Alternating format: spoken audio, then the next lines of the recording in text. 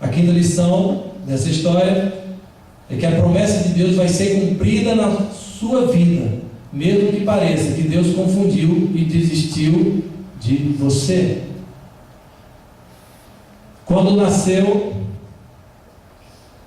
Isaac, todos pensavam que as bênçãos que Deus tinha prometido a Abraão iam se cumprir apenas na vida de Isaac, mas não. O versículo 13 diz o seguinte: o filho da escrava é seu filho também, e por isso farei que os seus descendentes sejam uma grande nação. Deus está pronto, amados, e fez que o ponto final ali de Agar e daquela criança, onde todos pensavam que ali é o fim, Deus colocou uma vírgula e deu ali a eles um renovo, algo novo em suas vidas. Outra passagem bíblica que nós também podemos ver Deus agindo na vida de pessoas está ali em 2 Reis 6, de 15 a 17, e conta a história de Eliseu e seu ajudante. 2 Reis 6, de 15 a 17, onde a palavra de Deus diz o seguinte: no dia seguinte, cedinho, o empregado de Eliseu levantou-se e saiu de casa. Aí viu as tropas das sírias com seus cavalos e carros de guerra cercando a cidade. Então entrou em casa e disse a Eliseu: Senhor, nós estamos perdidos, o que vamos fazer? Eliseu disse: não tenha medo, pois aqueles que estão conosco são mais numerosos que estão com eles. Então orou assim: ó Deus eterno, abre os olhos do meu empregado e deixa que ele veja. Deus então respondeu a oração de Eliseu. Aí o empregado de Eliseu olhou para cima e viu que ao redor de Eliseu o morro estava coberto de cavalos e carros de fogo. Nessa passagem aqui, amados, nós aprendemos a diferença de um homem de pouca fé e um homem com muita fé. Aquele moço, aquele empregado de Eliseu, quando olhou, simplesmente olhou que ali estava cercado de um exército, e ele chegou desesperado para Eliseu: olha, já era, é o fim, vamos todos morrer. E foi lá acordar Eliseu.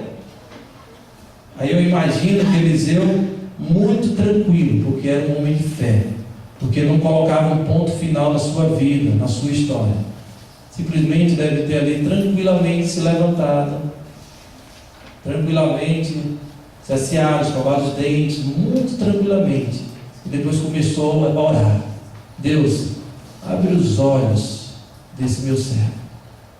E quando Deus colocou uma vírgula naquela história, quando o servo olhou, viu que ali estava cercado de carruagens de fogo para destruir aquele exército.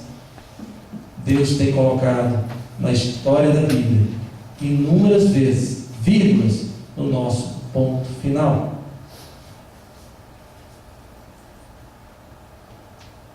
Era o poder de Deus se cumprindo na vida e naquele lugar. A palavra de Deus fala ali em Salmos 34, 7, que o anjo do Senhor acampa-se ao redor dos que o temem e os livra. Outra história bem conhecida, que fala mais ou menos isso, que todo mundo ali pensava que era o fim, era o final, já era, acabou. Está ali em 1 Samuel, capítulo 17, todo o capítulo 17, que é uma história bem conhecida, principalmente das nossas crianças. Fala sobre Davi e Golias. Creio que vocês todos conhecem, mas vamos tentar trazer à memória um pouco dessa história. Ali estavam os filisteus, os israelitas, para guerrear. E eu imagino, a palavra de Deus fala que ali chegou um dos líderes, os filisteus, e olha, vamos fazer o seguinte: não vamos lutar mais não. Você manda um representante aí de vocês, eu que vou lutar aqui pelo meu povo, e quem ganhar, a outra tribo vai servir, o outro povo vai servir aquele que ganhar. Quem perder vai servir aquele que ganhar.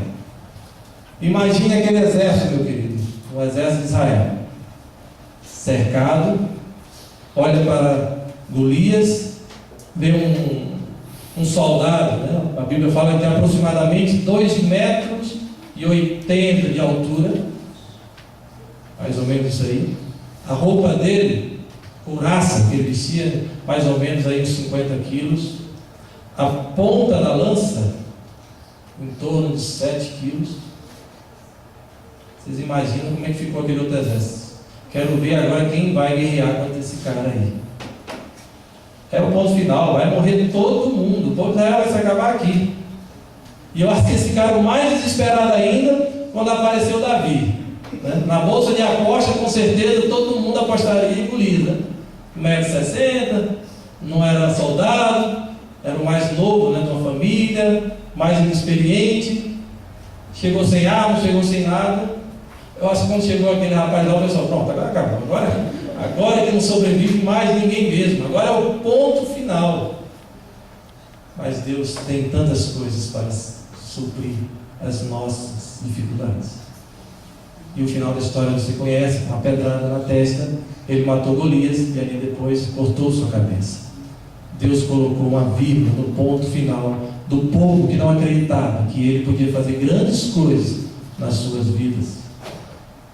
Aí você me pergunta, mas com certeza você só citou exemplos aqui da Bíblia, hoje não acontece mais. Não, hoje eu enfrento dificuldades muito maiores, né? Porque sempre achamos assim, que nosso problema, nossas dificuldades, né? O nosso marido é sempre o pior, nossa esposa é sempre o pior, o nosso filho é sempre o pior, o nosso patrão é sempre o pior. Deus pode agir também nos nossos dias. Quando eu estava preparando essa mensagem, eu lembrei uma coisa que até hoje, mãe nem sabe disso, mas até hoje fala muito ao meu coração. Eu estava indo para o aeroporto com mãe, acho que para Guarulhos, e começou a ter um testemunho, colocou a ter um testemunho ali de uma senhora, né?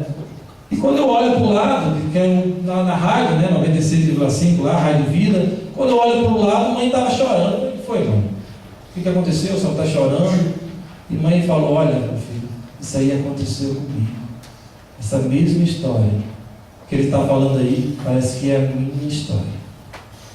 Nós vimos, graças a Deus, já nascido lá um pouquinho melhor financeiramente, já tinha um leitinho para tomar, mas os meus irmãos mais velhos vêm de uma família muito pobre. Você tem uma ideia, o meu irmão Paulo, que esteve aqui já no culto dia de quarta-feira, ele, com 5 anos de idade, meus irmãos, pegou uma doença muito grave para aquela época, onde os médicos não tinham recursos, a medicina não tinha recursos, grandes dificuldades, e o dinheiro ia acabando, o dinheiro ia se acabando, e mãe e pai começou a tirar o dinheiro vocês imaginam, uma família de 11 filhos, naquela época eram 6, 7, eram numerosos também, foi se acabando o dinheiro da comida dos seus filhos. E um dia o pai chegou para a mãe e falou assim, olha, Zilda, eu não posso mais gastar dinheiro com ele. Eu não posso gastar dinheiro para salvar a vida do Paulo e os outros 5 filhos morrerem. Não adianta, é o ponto final. É o ponto final. E mãe estava querendo levar para um outro médico que estava chegando ali na cidade vizinha, e sem dinheiro, sem mais nada, o pai já estava determinado que não ia gastar mais um centavo para com ele, porque então até entender, vocês imaginam o sofrimento de um pai precisando, só querendo salvar o filho, querendo levar esse filho para o médico, mas se levasse, ia gastar o último centavo que tinha para os outros filhos comerem. Não tinha mais nada para comer. Você tem uma ideia, a pobreza era tão grande, que eu lembro as histórias que minha mãe conta.